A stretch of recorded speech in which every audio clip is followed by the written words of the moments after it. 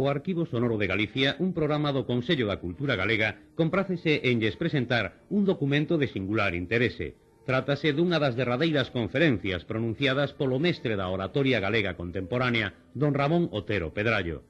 O 7 de marzo de 1975, a Academia Médico-Cirúrxica de Ourense tivo a ben homenaxear a Otero Pedrallo con motivo de que cumprise 87 anos. Nun acto presidido polo reitor da Universidade de Compostela, o presidente da Academia, doutor Conde Corval, entregoulle un pergamiño que o acreditaba como membro de honra da institución. Logo, o seu tamén vello amigo, doutor Temes Ramos, fixo unha emotiva presentación na que percorreu unha memoria común de lembranzas e vivencias familiares. A continuación, o homenaxeado disertaría coa axilidade e a amenidade que sempre o caracterizaran sobre un tema que lle era tan querido como o da historia da medicina en Galicia. O título xenérico que daquela figurou nos programas foi Lembranzas de médicos galegos vistos por un profano. Gracias a don Pedro Gómez Antón, quen gravou o acto e nos permitiu copiar e difundir a cinta, poden escoitar vostedes unha das derradeiras palabras que conservamos de Otero Pedrallo. Escoitémolo.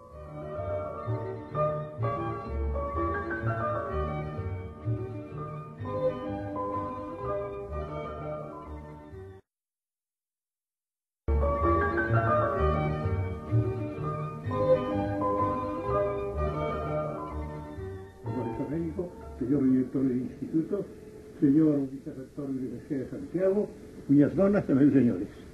Estuve fondamente emocionado por estas presentacións, tanto o doctor Conde Corval como o meu veciño da Monte do Prazo do Ferro, porque o doctor Temes Ramos e eu fomos educados e criados de certa maneira por ese escantigar, unhas veces ese eudoso e melancólico, outras veces ese ledo generoso da Fonte do Prazo do Ferro.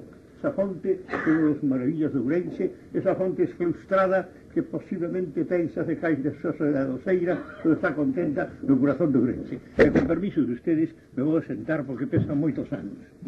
E a presencia, as palabras do xame doctor Pérez Ramos, Temes Ramos, me encheron de ledicia e de emoción, como o doctor Conde Corval. Referiuse a situación miña presente, a miña vida, que realmente é dolorosa e triste, máis a presencia de amistade e a presencia de ustedes me enche dunha grande, serena e profunda alegría, porque estou entre médicos. Eu penso na Praza do Ferro. Na Praza do Ferro desenvolveuse gran parte da vida do Ourense auténtico e antigo. Aquela farmacia que por min de neno pois viña a representar unha especie de mundo, de pequeno cosmos, armonioso, benevolente, agradable, donde a conversación tiña unhos perfiles de figura, de ironía, de gracia e de saber, sostenida por voz do señor, o grande don Serafín Temes, gran cazador, gran farmacéutico, grande amigo, e por outros señores que por ali iban, entre os cuales eu quixera recordar aquel don Claudio Fernández, señor delgadiño, fino, de grande inxenio, de moito saber, que viña a ser xa nos comenzos do século XIX e nos finos do século XIX unha especie de representante daquel volterianismo tan señoril e tan simpático do século XVIII. Don Claudio Fernández se emocionaba pronunciando a palabra os nombres de grandes escritores que ele amaba e que leía, Víctor Hugo, Ernesto Renan, emocionábase profundamente. Eu recordo aquela farmacia, e non sei se Temes Ramos se lembrará dun detalle que non vi en ninguna parte. A certas horas chegaba un alquilador de cabalos, un mozo dunha cuadra, con dous grandes cabalos de Ripper. E un grande cabalo moi bello, non era un cabalo percherón, era un cabalo antigo daqueles que levaban as diligencias e os carros, entraba pausadamente á farmacia, aproximábase como quen se aproxima ao bar, ao mostrador dun bar, o mostrador, e don Serafín, con moita delicadeza, puña na grande boca un puñado de azúcar, de pedra de azúcar. O cabalo retirábase, había certo temor entre os circunstantes, aquelas enormes patas trastornaron a orden farmacéutico, a orden de galgaz, e retirarse. Eso non vi en ninguna parte. Por outra parte, o doctor Temes Ramos fixo a vocación da miña existencia, nesa existencia en que efectivamente houve sempre unha saudade, unha grande saudade da medicina, unha saudade lonxana, unha especie de chamada que me facían de longe, principalmente por exemplo do meu pai. Meu pai estudiou a Facultade de Medicina en Santiago polos anos anteriores, inmediatamente anteriores á Revolución de Setembro, é dicir, polos anos 65, 66, 68, etc. Meu pai facía viaxes de Trasalba a cabalo, duraba o día inteiro, iba con un home que se chamaba Esteban da Pomanza. Meu pai non conoceu a Valera de Montes, viu o seu enterro, pero foi discípulo de Teixeiro e don Timoteo Sánchez Freire. Teixeiro, Maximiliano Teixeiro, don Timoteo Sánchez Freire, foron os grandes maestros de medicina galega durante moitísimo tempo. Eu vino os dous. Don Maximino estivo na miña casa, onde ainda vivo eu, o ano 1900, ano en que morreu. Era un señor de aspecto enérxico, bigotes caídos, era republicano, en Ourense, en Santiago, presentouse como candidato republicano, pero nadie podía loitar con Eugenio Montero Ríos, era completamente imposible. En cambio, don Timoteo era un home sumamente conservador, tamén dotado de grande simpatía. Don Maximiliano Teixeiro foi un dos primeiros revolucionarios da medicina química, según dicen. E tiña un folleto moi famoso, a terapéutica que se impone, que eu regalei a un amigo meu de Santiago. E don Timoteo Sánchez Freire, home de gran simpatía personal, recorría moitas veces Galicia. E unha situación, unha vez facendo unha operación en unha vila de Galicia, hasta non se foi de Cera Nova, olvidaronse os lentes dentro do enfermo, Servouse un gran laberinto, queixáronse del, e el dixe despois, é menos mal que non olvidei o paraguas. Don Timoteo unha vez foi chamado a órdenes, había que facer unha operación. Don Timoteo había sido un alumno moi malo, explicaba unha asignatura clave ou chave no derradeiro curso da facultade. Este alumno era moi malo. Pasaba un curso, pasaba outro, había mil recomendacións dos arcebispos, dos fidalgos de Rua Nova, de todo o mundo, e por fin me dixo, bueno, te voy a probar, y no te me presentes más por aquí, soy harto de verte, a condición que no recetes más que manzanilla. Bueno, manzanilla, perfectamente. Pasaron uns anos, e don Timoteo tivo que ir a órdenes, non é un iglesia de Santiago, daqueles non hai automóviles. Foi un coche de cabalos con familiares e con amigos, e como era normal entón, levaron unha tortilla, unha empanada para comer un lugar arcádico e agradable no camiño. Pero comendo un maldito oso de polo atravesouse as gorxas a don Timoteo. Enseguida espirou, ai por Dios, que vai ser de vida todo isto, que me afogo, hai que chamar ao médico, e aparece o médico aquel. E en cuanto ve o seu mestre quedouse aterrado e dixo temblando, manzanilla. Foi tal o golpe de risa que o oso se le disparou triunfalmente. De maneira que a manzanilla serviu para algo. Eu tive sempre unha gran afición, é dicir, en mí hai unha saudade, como decía con palabra magistral de santa o doutor Teve Ramos, hacia a medicina. Pero meu pai, que morreu tendeu 16 anos, sempre me aconsellou, non estudies medicina, faise catedrático. Os catedráticos son os frases do século XIX, os frases do século XX, mellor dito, que hai catedráticos frases do século XX. El recordaba vagamente ainda a época da vida dos frades en toda España, a vida religiosa, da vida claustral, mellor dito, etc. Meu pai estudiou a medicina con amor, con exemplaridade, e coiro que exercitou nos Xaos de Moiro unha función que podemos chamar, ademais de caridente e caridosa, civilizadora, porque nos Xaos de Moiro e outras partes de Galicia había moitos fidalgos que non tiñan ni siquiera a elegancia diabólica e estética dos fidalgos vallinclarescos, sino que vivían dunha maneira oscura e anticuada e atrasada. Meu pai tiña outro espírito, era un estudiante novo, ademais era un gran cazador de perdices, sobre todo. E meu pai, en moitas daquelas parroquias de Xaos de Moiro, chegou a ter unha popularidade extraordinaria e traballou uns 30 anos en Trasalba e en Orense, gratuita sin cobrar unha cadela, de maneira que era o ídolo dos paisanos. E eu de neno, refírome naturalmente ao ano 1895, 96, sobre todo 97, 98, mas estes últimos 1900, hasta 1901, o patio de miña casa, onde ainda vivo, e aquel gran balcón onde se contempla o panorama da Serra Martiñá xerando a norte, como un fito, estaba cheo de labregos, aqueles antigos labregos que eu miro con respeto e con amor, aqueles velliños de maus tremorosas, derreados por o traballo, con aquelas brancas guedellas, aquelas velliñas tan compostas, tan cinguidas cos seus mantelos, falando dun galego antigo e precioso como unha fonte no ermo, aquelas rapaciñas, aqueles nenos, aquelas vellas con aqueles grandes bocios. Meu pai os trataba a todos como extraordinario amor, recetaba moita cola astier, recetaba moito purgante. Tiña unha gran preocupación tremenda, sobre todo polos vellos, porque moitos morrían en sufrimientos terribles por os males da orina, os males da pedra, había que sondar. E meu pai salía moitas veces a sondar de noite, ou levantaba, estaba xa enfermo do corazón. Eu ainda hoxe, cando chego ao mes de Santiago, e vexo nos camiños, na beira dos camiños, a flor da digital purpúrea, o estraloque, que en galego se chama tamén un nome moi fermoso, a brunla. Me doa o corazón. Lembro do meu pai que era medicinado con a digital purpúrea.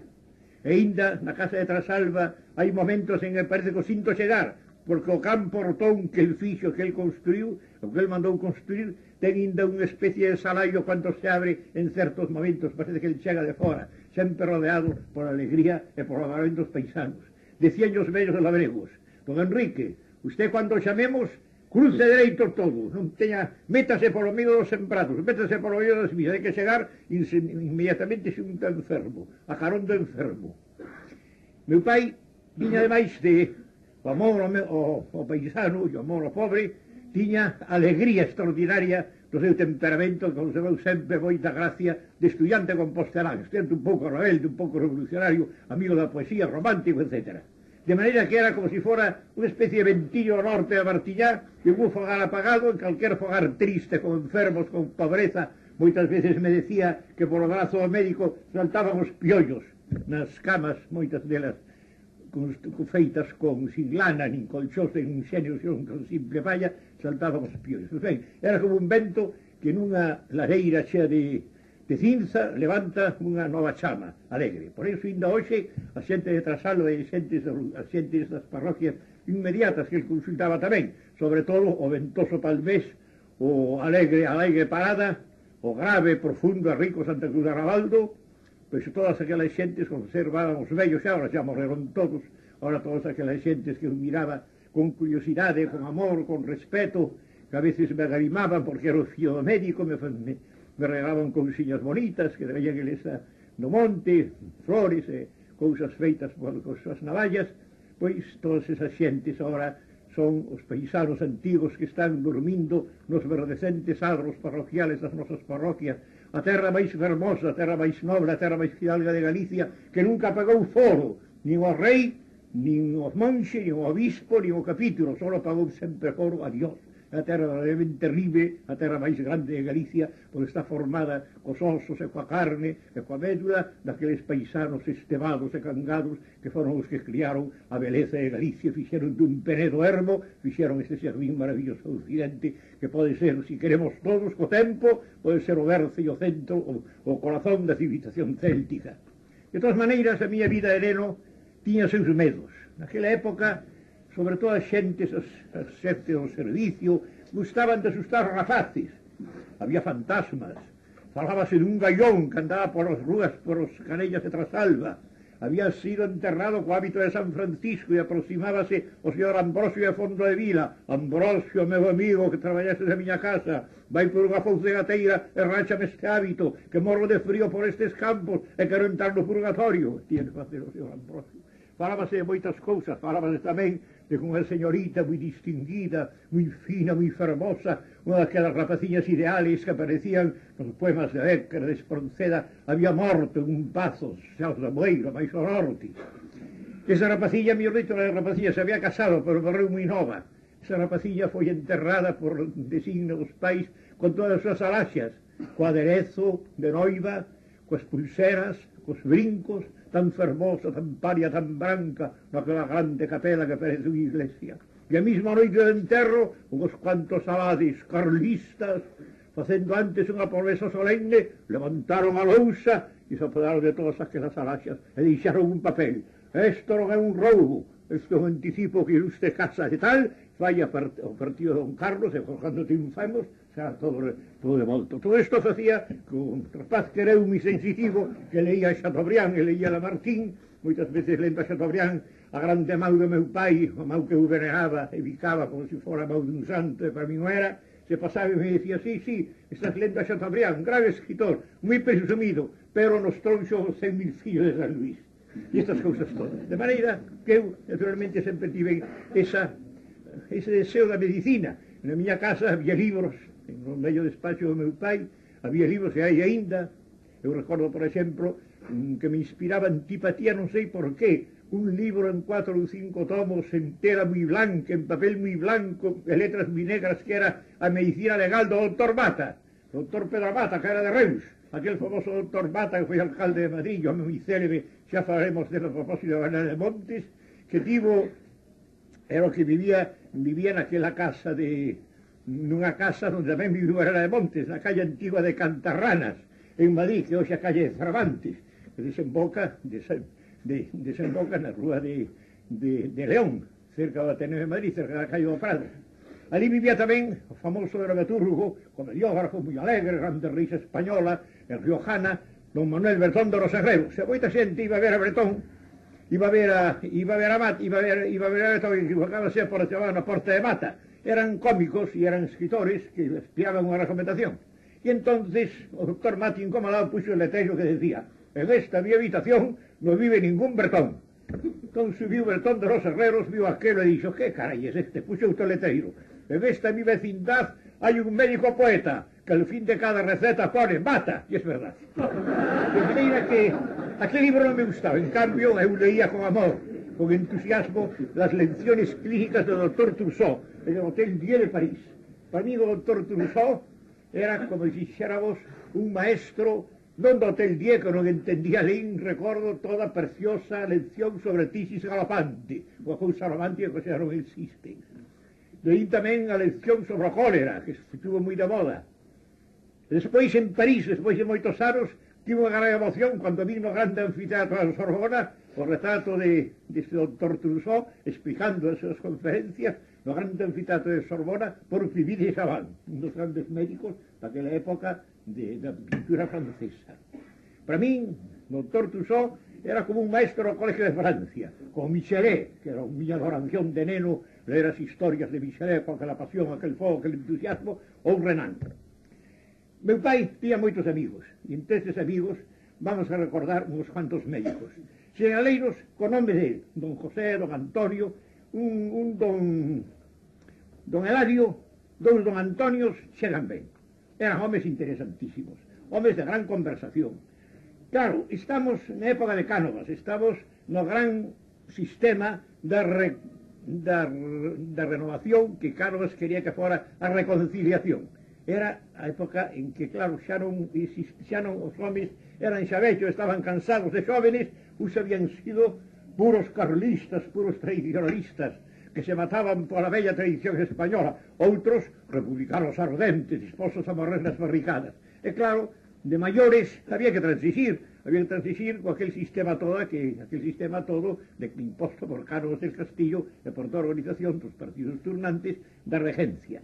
Cánovas quería que se llamara reconciliación, máis que regencia, pero bueno, un destes señores, o máis bello de todos, o de máis elevada estatura, era don Eladio. Don Eladio era un home extraordinario. Era da montaña de Ourense, nunha vida montañosa de Ourense, de xente abastada, de moito foro, de moito castiñeiro, de moitos ganados, etc. Foi estudiar a Santiago moito antes do meu pai. Conoceu a Banana de Montes e conoceu a Montero Ríos, que era estudiante entón. Era de época de Montero Ríos. Este home era daquela época que se iba a Cabalo Santiago e os estudiantes estaban todo ano, levaba un montón de onzas. Chegaron uns cuantos, claro, gastaban as onzas en grandes farras, durante 15 ou 20 días despois había que vivir como se podía. Estudaron tan mal que chegaron a pôr unha zapatería na Galia.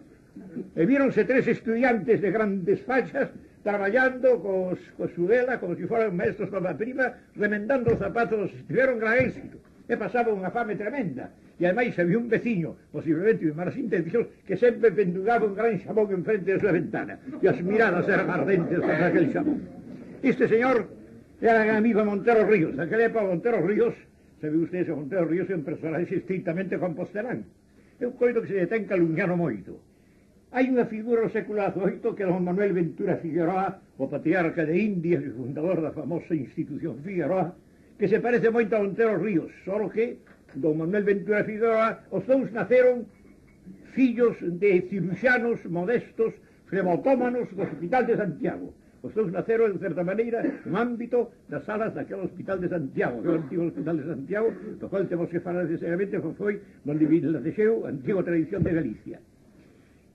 Montero Ríos, que isto foi o primeiro, o derradeiro colegial de San Jerónimo de Pasantes, e que estudiou, foi un gran estudiante, era máis ben tímido para as manifestacións calexeiras. En as manifestacións anteriores da Revolución de Setiembre subía os sombreiros deste don Eladio, que era gigantesco, que era unha especie de puya, e aí falaba da democracia, da revolución, en fin, das institucións modernas, e o aplaudiu moito. De maneira que foi unha especie de figura ambulante de don Eugenio.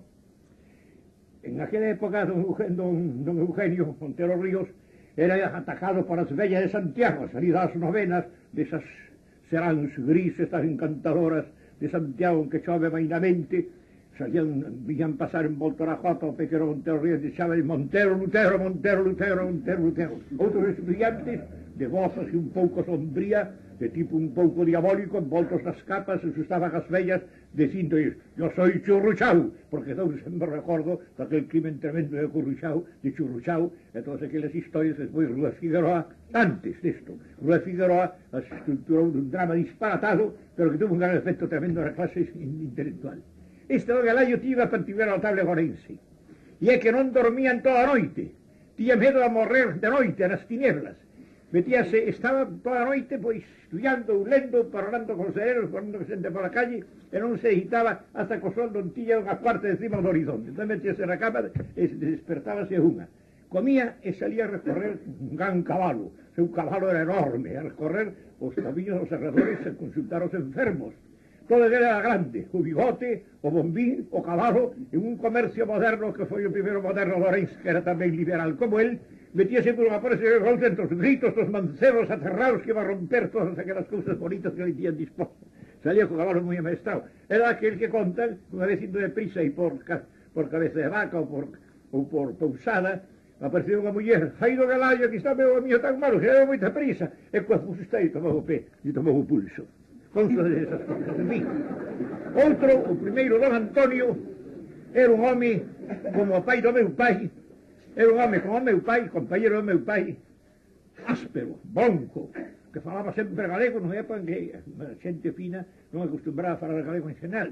En fin, era un home bronco, ademais gustaba chamar as cousas por o seu nome. Era un home que parecía un positivista, parecía un materialista.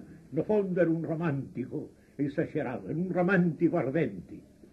Unha vez chegou xunto a meu pai e dixe: "Mira, Enrique, fuga a Santiago. Quantas veces fai que non vamos, quantos anos fai que non vimos a Santiago? Fuga a Santiago e entei con a miña muller, que era moi celosa, entei con a miña muller na iglesia de San Martillo, aquela venerable iglesia, aquelas bóvedas. Yo meter a mão na pía da auga bendita, unha especie de fantasma, unha muller pálida, inda hermosa, vestida de loito, coincidiu comigo, e nosas más se xuntaron dentro da auga. Era meu amor antigo.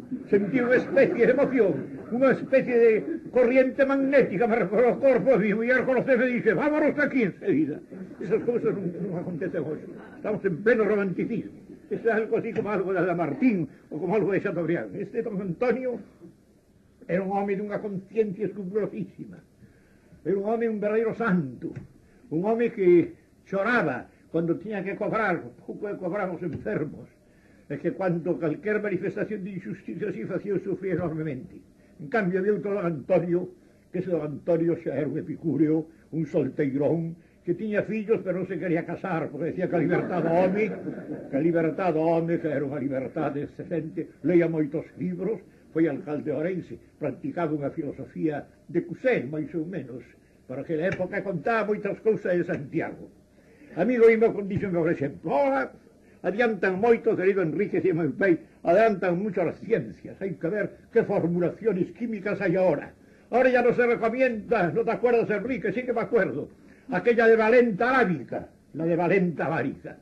La de Valenta arábica era unha especie de alimento moi fuerte, moi bo, que se tomaba con chocolate un solo. Era unha especie de fariña dunha planta africana, dunha raíz de planta africana parecida a madre selva. Estaba anunciada en todos os periódicos do mundo, de Valenta arábiga. Pero eso non é nada a carón desta extraordinaria receta que eu vin, e que tiña meu pai. El agua vulneraria del arcabuceado. Isto é unha cousa tremenda. El agua vulneraria del arcabuceado. Parece un poema surrealista. Resulta que el agua ordinaria del Cabuceado era un agua traída, según parece, de Alemania por un facultativo del ejército marqués de la Romana. Según ustedes, que en 1809, 1808, marchó un cuerpo de ejército escogido, del ejército español, a favorecer a ciudadanos franceses de Alemania Norte. Estuvo en Schleswig, Holstein, todo por allí, mandado por don Pablo Caro y Sura, marqués de la Romana. Y cuando estalló la guerra de independencia, volvieron heroicamente barcos ingleses a defender a patria. Pues un de aquellos facultativos troncho, el agua vulneraria de la Cabuceado, que é unha cousa terrible, que non sei o que pode ser.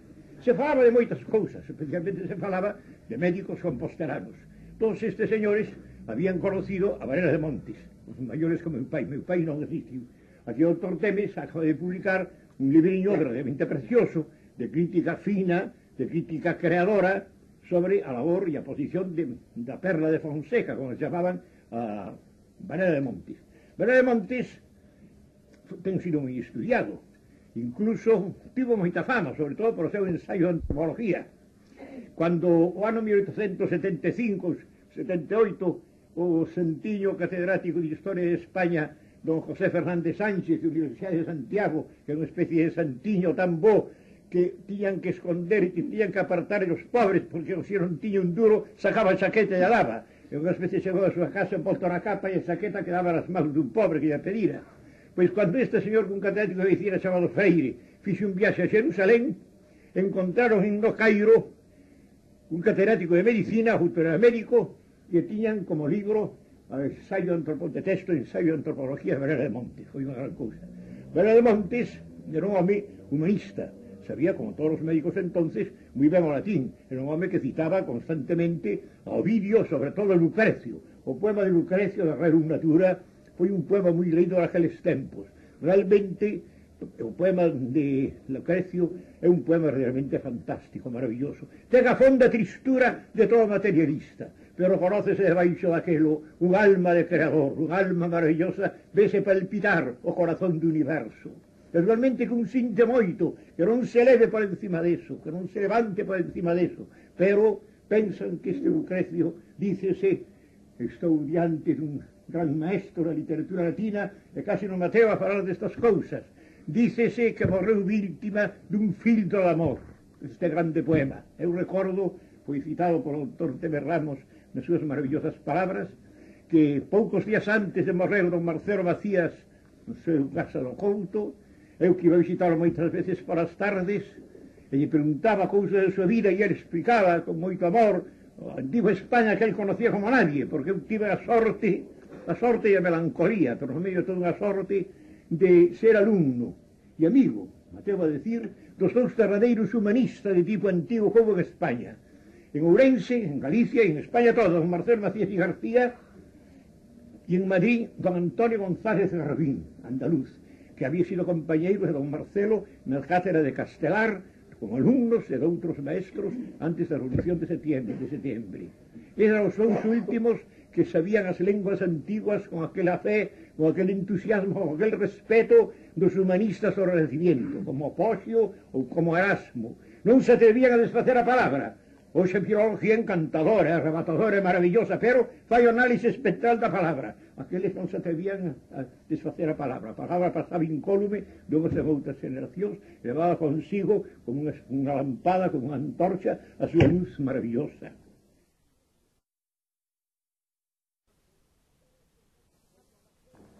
Pois don Marcelo, pouco antes de morrer, recitou uns 10 primeiros versos con aquela eufonía antigua, medindo o número dos versos, os 10 primeiros versos do de Rerum Natura, aquela famosa invocación ao mar, aquele saludo co mar, aos grandes llenos do mar, e quora ponti fan a Venus.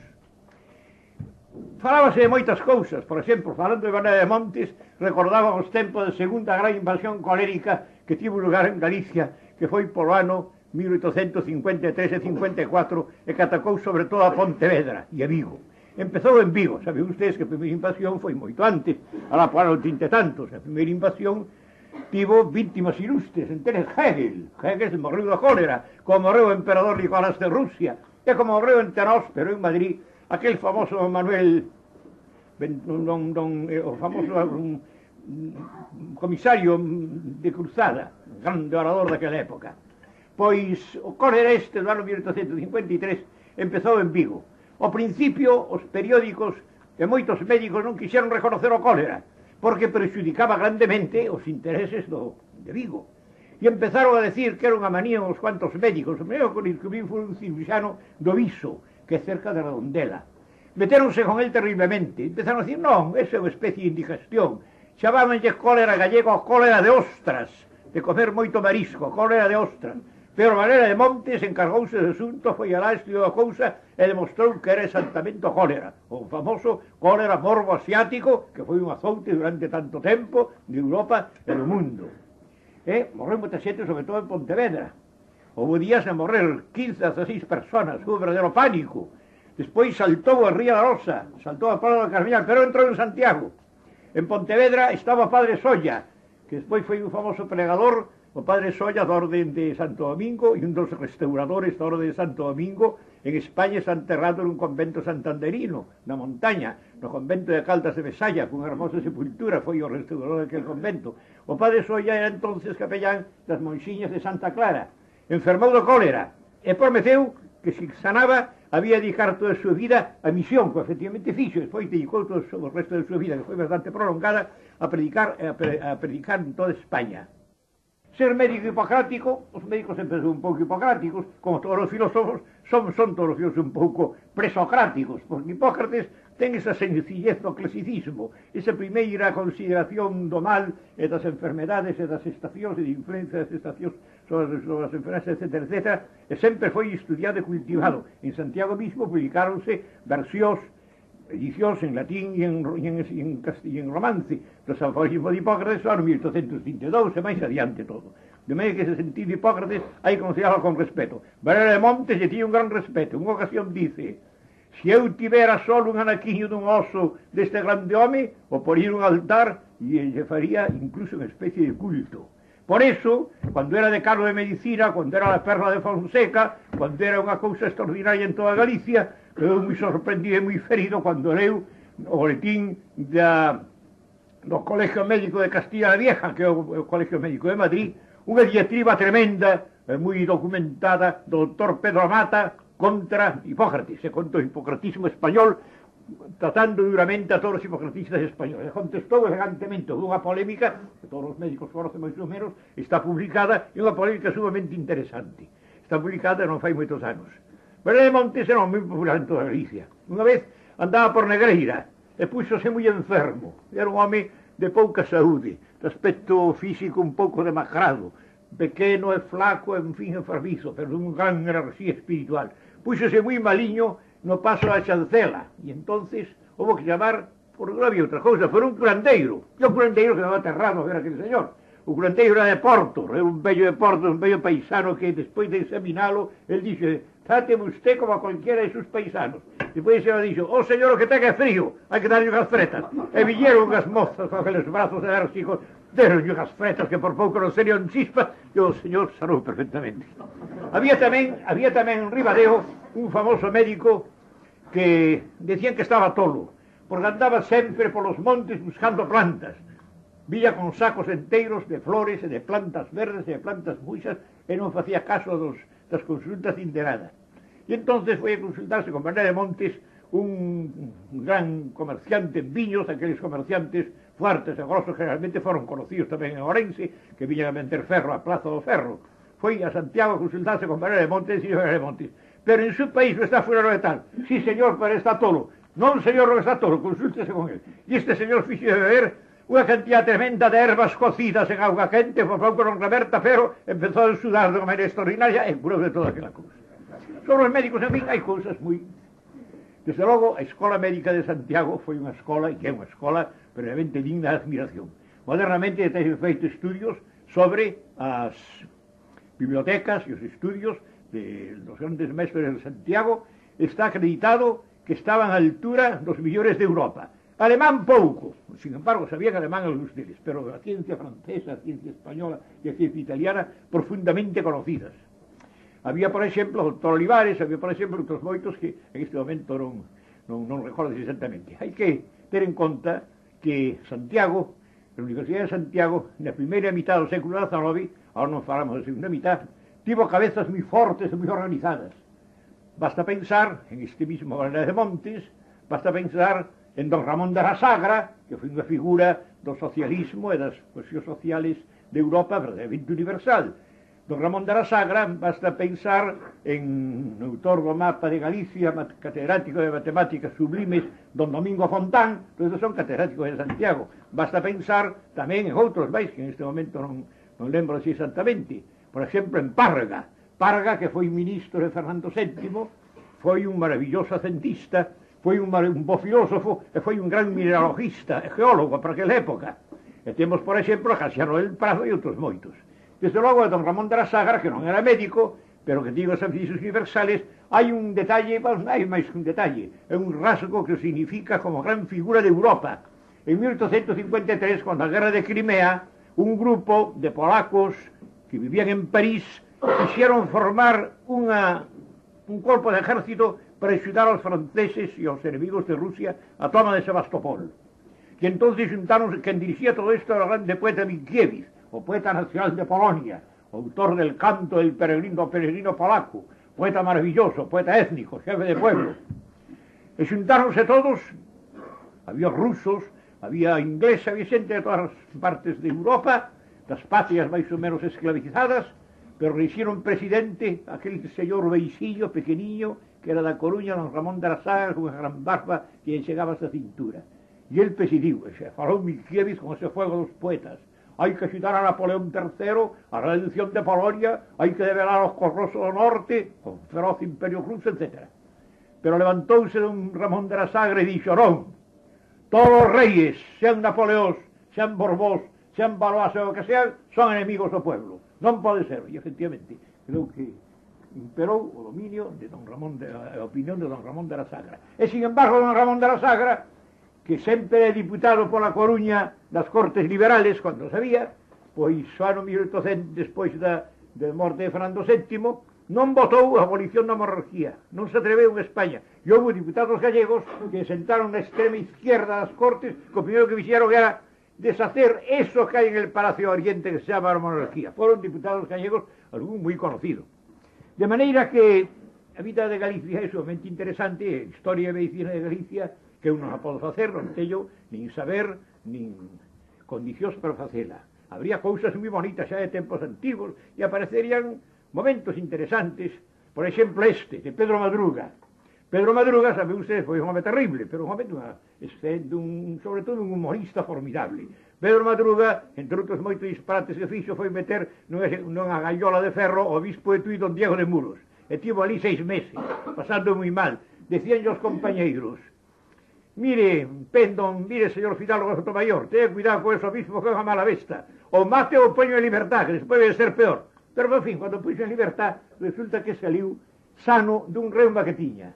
E díxolle o abade de Conxo. E o abade de Conxo, que debía ser tamén un tipo de pronóstico, dixe, pues, señor obispo, en medio de todo, tiene que estar agradecido a Pedro Madruga, porque de outra maneira hubiera tenido que pagarle 40.000 maravedixes a un físico que le curara. De maneira que saliu con eso. E había outras cousas, había médicos, por exemplo, cando ustedes entren na Catedral de Santiago por la porta da Zabaxería, anse de fixar, seguramente xa teñen fixado porque é moi fermosa, nun estatua dun obispo que ali hai, que unhas estatuas máis bonitas da catedral. É un home inda xoven, unha fixación interesante, unha frente luminosa, pois aquele é o obispo orense, de Ande Santiago, don Pedro López de Bayoni, que era físico, era médico, eu non sei que cousas compuxo, sería posiblemente un hipocardista. E, naturalmente, ao falar dos médicos, naturalmente está sempre o nombre de Feixó, naturalmente. Saben ustedes que Feixó tiña unha vocación médica extraordinaria, que non a pude cumplir en gran parte. Iso está moi ben estudiado, non vamos a meternos en eso. Por certo, que aproveito a ocasión, porque sobre a figura de Feixó, como son outras figuras, a veces andan incluso entre xente culta unhas ideas moi pouco concretas. Pénsase por moitos que Feixó era un home solitario na súa empresa, que era un espírito novo, un espírito quijotesco, un espírito temerario en certa maneira, valente, que estaba rodeado de frades ignorantes, grasentos, gordos, que non estudiaban máis que unha teología e uns cánones puramente verbales. Non é certo. A idea da empresa de limpiar os establos de Auxias, como diría un clásico da física e da matemática española que estaban desenhadas, partiu da orden benedictina e partiu dos maestros do padre Feijó, partiu de 5 ou 6 ou 7 grandes maestros da orden benedictina, dos cuales eran galegos, como o padre Pérez, catedrático de Salamanca, e o padre Sarmiento, non Martín Sarmiento, que veio despois, outro padre Sarmiento que foi obispo de Mondoñedo, e todos eses buscaron entre as primeiras figuras da orden benedictina. Entón, buscaron aquel que pola gracia de súa pluma, pola variedade dos seus conocimientos, pola elegancia de súa lenguaxe, podía ser o millor para esta literatura que entonces chamaban tamén literatura miscelánea, e escolleron a Feijó. Eso dice el Feijó varias veces, e é raro que non se teña popularizado esta sentencia que dice Feijó: yo escribo por mandado de mis superiores. Además, Feijó pensaba facer outra obra, pensaba facer unha historia da teología, que tiene dividida en 3 partes: teología pagana, teología heretical e teología católica, que sería posiblemente unha grande obra. Pero nos deixou esa cousa maravillosa. En Feijó hai moitas cousas interesantes, moitos párrafos, moitas páxinas, moitos capítulos de medicina. Por exemplo, a súa inquina contra os médicos sangradores. Feijó non é certo que combatía Hipócrates constantemente, combatía os malos intérpretes de Hipócrates. A quen combatía máis directamente era Galeno, e sobre todo aquel uso inmoderado das sangrías. Hai unha páxina, entre moitas do padre Feijó, verdadeiramente sugestiva e bonita, que é a morte de Gassendi. Saben ustedes que Feijó, para min, entre as súas moitas facultades e cualidades, tiña unha excelentísima, que era o trazar retratos históricos de filósofos e de pensadores. Ten, con 2 palabras, caracteriza a filósofos que incluso conoce mal, por non se chegaba en España, a Leibniz, a Descartes, a calquera. Foi falando de Gassendi, que era un sacerdote francés, o partidario do atomismo, o que restaurou o atomismo no século XVII e XVIII. Foi falando de Gassendi, ten palabras de gran simpatía. E dice: Gassendi enfermou, quedou en poder de médicos sangrientos. Aqueles médicos sangrientos, unha sangría e outra sangría, e últimamente estaba tan débil, pero el, como era unha persona moi fina, como eran os maestros, decía que sí a todo. Os máis debeu ver o oposto. Hasta o máis sangrento de todos, o máis sanguinario de todos, mandou darse 2 sangrías, e xa o pobre sonrindo tivo que morrer. A morte de Gassendi foi comentada por Roz Carballo tamén, morreu tamén, foi comentada por Roz Carballo en un artículo de fai uns cuantos anos moi bonito. E, en fin, o padre Feijó atopamos unha porción de cousas interesantes sobre isto. E, desde logo, temos, por exemplo, agora estáse celebrando con gran solemnidade en España, en Galicia, fora de Galicia, por exemplo, en Barcelona, o 25 ano da morte de meu amigo, el glorioso galego Alfonso Daniel Rodríguez Castelao. Moita xente pensa que Castelao non ten importancia ninguna de vida de Castelao, ni no obra de Castelao haber sido médico. Eu coido que ten unha importancia colosal. Se non hubiera estudiado medicina e non hubiera sido médico, que foi médico e traballou, inda que moi pouco, Castelao non hubiera creado esa obra, porque Castelao tivo ademais outra circunstancia que o fixo máis galego que se vivira sempre en Galicia. Desde os 9 anos foi un emigrado. Foi emigrado de neno e foi emigrado de vello. Viu a Galicia a lonxanía, viu a Galicia a lontanza. Por iso é un saudoso profundo. A saudade é a realidade máis grande da alma de Castelao. Vivindo en Galicia e vivindo fora de Galicia e amando a máis. Porque Castelao ademais conoceu, foi o grande fíxose médico, por influencia sobre todo que tiña o pai del, o don Ángel Baltar, o famoso médico Ángel Baltar, gran cirurxano, gran enamorado do paisaxe galego, sobre todo gran enamorado da Ría Rosa, que fixo unha casa de Ría Rosa só por contemplar o horizonte, e gozaba moito todas as noites vindo a salir as constelacións, vindo a encender os faros dos 18 portos vivos que ten esa Ría Rosa, que parece unha república daquelas antiguas, a ansa germánica, porque todas as vilas viven unidas polo traballo do mar. E compuxo un poema, que está publicado, pero non foi ben posto a venta, un poema en versos amplios, en versos que parecen o vento agitando as copas dos pinos, en honor desa beleza Ría Rosa. E Castelao conoceu, ademais, o povo galego dos campos, o povo galego dos foros, o povo galego das campías, o povo galego das fragas, o povo galego antigo, conoceu no gran hospital de Santiago. Había de conocelo, porque os reis católicos e o Renacimiento compuxeron aquela maravilla de urna de pedra traballada por todos os cánones da beleza plástica máis fermosa para encerrar o máis respetable que hai no mundo, que é a dolor humán. e a dor de Galicia expresábase de unha maneira constante naquele inmenso conxunto de vellos e de mozas e de señores. Ali iban o mismo fidalgos que sobre todo paisanos acentos. Ali se respiraba a antigua aldea galega con todas as súas tradicións, con todos os seus lacras, con todas as súas grandezas, con todas as súas civilidades. Ali iban incluso os señoritos e moitos señoritas a darse aquela cousa tremenda que se chamaba a manta. Como dice Cruz Enríquez, falando dun home daquela época: tomei a manta en Santiago, aquel procedimiento para curar a variosis por el de mercurio, que era verdadeiramente bárbaro, pero que era unha prova de homes fortes, de homes duros, de homes recios, que podían loitar coa vida. Castelao, eu recordo que poucos días antes de emprenderse a obra de transformar o Hospital dos Reis Católicos en hostal de viaxeiros e de peregrinos, eu crucei todo o hospital.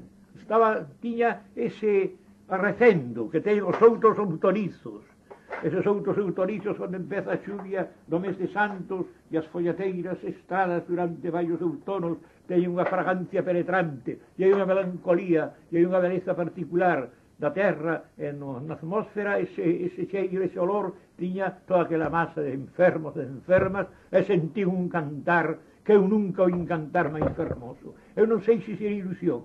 Eu acerqueime, non podía, tinha que trasar rapidamente, andaban por ali os internos con suas vestiduras blancas, pasei rapidamente, pero vin que era unha xoven nai. O canto daquela xoven nai desgarroume e encantoume, esgazoume a alma e ao mesmo tempo deixoume enfeitizado. Eu non sei música, eu trabalhei o ver recollido. Parecía que era o canto da nosa raza galega esclavizada, pobre, melancólica, pero sempre pensando no infinito, sempre elando outro ben por detrás deste ben.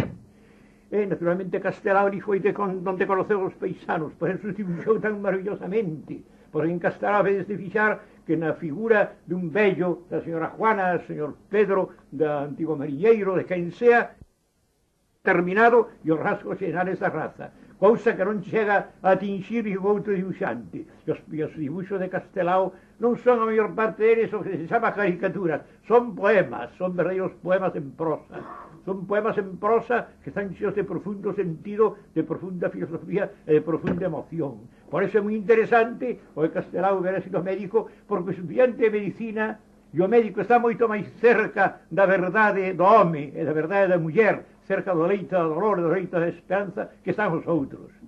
Pensemos, por exemplo, na importancia que teñen os médicos na novela, na filosofía, na historia. Copérnico era médico. Copérnico foi médico pola Universidade de Padua, e ali non había o signo doctoral en medicina, era unha corona de rosas, e Copérnico, con cada corona de rosas, foi unha especie de santo, ademais do que descubriu as novas armonías do cosmos. Foi un médico que defendeu os humildes, que combatiu contra os poderosos señores de ferro da orden teutónica, e tiño aplauso de todas as xentes sometidas a aqueles poderosos señores na Prusia, onde el traballaba. Claro está, falando de historia e medicina, aparecen dúas grandes figuras, casi mitológicas, a figura de Paracelso e a figura de Rabelais. Naturalmente non vamos falar delas. Para falar de Paracelso e de Rabelais hai que saber moito e hai que estar tamén un pouco tolo, que é unha cousa moi necesaria para ser tolo. De maneira que Paracelso foi doctor por a Universidade de Ferrara. Paracelso despreciaba os médicos latinistas, decía: a filosofía para os médicos ven a ser con esa grande caída das augas do Rin, nas cataratas de Xafús, despois da ponte de Basilea, por onde pasou toda Europa. Ese enorme estrondo do Rin caendo de moita altura, eso ven a ser inútil, grande ruido inútil, ven a ser eso a filosofía que teñen os médicos. E en cuanto a Rabelais, é a simpatía do Renacimiento. Rabelais é un gran renacentista. Rabelais sabía grego, sabía hebreo, falaba en grego. Rabelais foi o que purgou do estigma medieval de San Pedro Damiani e moitos penitentes da media as cousas da vida. Por exemplo, o amor, a comida, o viño, este noso viño galego, o marisco, todas estas cousas levantou na Rabelais o gozo natural do home e na naturaleza que está ao mesmo tempo. Naquele episodio dos feitos dos apóstoles está justificado en San Pedro. Pois ese levantou na gran altura. A grande risa de Rabelais é unha das grandes risas humorísticas e geniales do mundo. E con Rabelais, naturalmente, tiñamos que pensar en Montpellier. Dicen que en Montpellier é onde é máis puro o azul mediterráneo do ceo e do mar.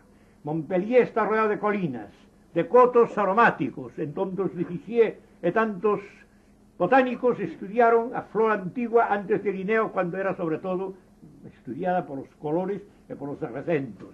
Montpellier, cousa estupenda, esa pequena cidade de Montpellier como a de Salerno, porque foron as clasificas da medicina. E pensemos nos novelistas, por exemplo, na Pardo Bazán hai médicos extraordinarios. O principal médico da Pardo Bazán, en algunhas das súas novelas, é aquele señor Pérez Costales da Coruña, que era un señor sumamente simpático e ben no Burgo, era republicano. E cando foi a Revolución de Setiembre estaba desterrado en Portugal. Apareceu na Coruña con unha charanga, tocando himno de riego. Así entrou na Coruña Pérez Costales unha mañán. Outro médico que parece moito de figura para Bazán, máis ou menos disfrazado, é o doctor Alejandro San Martín. Don Alejandro San Martín foi catedrático de San Carlos, era un navarro, pero un navarro moi liberal, que tiña na frente o risco de un sablazo que lle diera a Guardia Civil a famosa noite de San Daniel, cando estuvo tambaleando esa monarquía. O doctor San Martín, que era tamén un perfecto humanista, un gran catedrático de San Carlos, era un solteirón que vivía no Hotel Regina con don Matías Barro y Mier, que foi o catedrático de Historia del Derecho na Universidade Central, que hoxe tiene súa cátedra. Saben ustedes son as cousas. Un republicano e un carlista, ambos, os dous, intejérrimos, íntegros, apasionados, homes moi cultos que pasaban a vida xuntos. Dicen que unha vez don Alejandro San Martín, pero esta é outra historia. E agora quixérame referir a outros novelistas, por exemplo, a Balzá. O grande Balzá creou figuras de médicos extraordinarias. Ou recolleu figuras de médicos extraordinarios. Por exemplo, la misa del ateo. La misa del ateo é unha das cousas máis emocionantes que se poden ler neste vasto cosmos que creou o nonato de Balzá, que era de Tours, era xente de Tours. Tours, a cidade irmán de Orense, polos viños, e que ten esta orillas do Loar, como pode estar Orense a orillas do Miño, hai unhas certas semellanzas, e desde logo ten o mismo patrón, o simpático San Martiño de Orense. Pois ben, conta Balzá que un famoso médico materialista, como era a moda entonces, un famoso médico materialista, enemigo da alma, que andaba buscando a glándula pineal de Descartes no cerebro, e que despreciaba toda manifestación que non fora o traballo, a secreción da materia, sería moi cedo certos días, todos os anos. 3 ou 4 días salía moi cedo. A onde vai o mestre? Iban seguindo. Entraba nunha iglesia. Que pasa aquí? Entraba nunha iglesia e ele explicou por qué. Sí, señores, entro nesta iglesia e veño a rezar. Eu non creo en Dios, non creo máis que unha especie de Dios, un principio inteligente na naturaleza, pero que non é o Dios de ninguna confesión religiosa. Pero en este caso vou a misa e fago as misas. Porque fun criado por un pobre aguador que tiña unha fe religiosa profunda. Este aguador que ganaba vida transportando cántaros de auga por as rúas de París, que era moi pobre, tía en mi fe cando non a tía ninguén. Era un rapaz e gracias a él pude adquirir uns libros e pasei uns cuantos anos e puxeme no camiño de vida. Que para min, en ese sentido, ese Dios é tamén o meu. E o noso de Balzá ten figuras de médicos formidables en todos eles. Outro donde tamén aparecen figuras de médicos, claro, ese é un estudio moi bonito, é moi completo, feito completamente por unha palabra que non fora a miña cansa, tosca, bella. Pero temos, por exemplo, a figura deste novelista Gilles Romain, que ainda morreu fai poucos anos. Gilles Romain, autor daquela serie de libros en que trata de facer a novela unanimista, que colla por completo unha xeneración, un pueblo, les homens de bonne volonté. Gilles Romain, que foi, como médico, que era médico, parece que traballou nun feito moi curioso para min, que é a visión esta retiniana, é dicir, unha facultade de visión elemental que pode estenderse a diferentes regións da periferia, da parte exterior do corpo humano, que ten certas facultades semellantes a esa visión. El en sí non se chamaba Gilles Romain, se chamaba Fariul sinceramente, e, en fin, hai outros moitos. Porque a medicina, se houbera tempo de estudiala, vos seguramente moitos de ustedes a ten estudiado profundamente, a medicina é a máis apasionante das ciencias. É máis apasionante porque é o resumen de todas e porque ademais é aquela en que o home é o único ser de naturaleza que sabe que ha de morrer. E a medicina vai con el. E o médico ten que tratar coa morte constantemente. Pero é un diplomático coa morte. É un diplomático ou é un político ou é un cazador ou é un exorcista. De maneira que sabe mirar a frente. E a morte copiará dos médicos. Os paisanos se asustan e dicen: oh, non comprendemos como os cregos podan ir ao inferno e os médicos podan morrer. Pero eso non ten que ver con este asunto. Desde logo, para min, a filosofía médica, o sistema médico que domina máis ou menos en certas épocas do decorrer de historia, ven a ser como o esquema máis humano, máis efectuoso, máis achegado a nós de todo o sistema filosófico. É como cando encontramos nas capas xeolóxicas antiguas un cristal hermosísimo en cuyo centro brila unha pinga de auga que ten moitos centenaros de séculos de existencia. Eso ven a ser, en certa maneira, tamén a medicina. Hai que sentila como o microcosmos dentro do cosmos, do macrocosmos. A idea dos antiguos, a idea de Heráclito, a idea de Heráclito de Éfeso, a idea dos antiguos filósofos jónicos, a filosofía, como a medicina e como a geografía, naceron na Jonia, a terra das violetas, pois ese conservase sempre, e nós conservamos sempre, de xóvenes sobre todo, temos algo de filósofos xónicos. Na xuventude, eu recordo, por exemplo, alumnos meus do instituto, o Dr. Temer Ramos, que acaba de falar. O Dr. Temer Ramos é outra persona da súa familia, pois na miña cátedra de Historia Universal daba a sensación de un brote xoven, daba a sensación de cando na primavera as peles tersas, limpias e casi humanas dos ameneiros se enchen de brotes impacientes. Eso era a frase, eso era a resposta daqueles maravillosos estudiantes. E por eso eu, en este momento, sinto unha profunda emoción de sentirme envolto nesta onda, nesta verdadeira foula lene e suave de simpatía que me dades a min, sin dúda porque son bello. É porque dediquei a miña vida a exaltación de Galicia e agora, por eso, os dou as gracias a todos e me despido desexando que sempre, sempre estedes como estades actualmente na vanguardia dos dereitos do home e sobre todo que non abandonedes, porque os vellos sabemos moi ben o que é esta impresión de inmortalidade do espírito, esta impresión de inmortalidade da alma que é a única que nos consola cando levados por os anos de vida que nos van rempuxando, estamos chegando a ese grande porto en que a barca negra coas velas moi blancas ven a recollernos para non retornar. Hai que chegar á morte coa esperanza eterna da resurrección que Jesucristo nos deixou para sempre. Teño dito.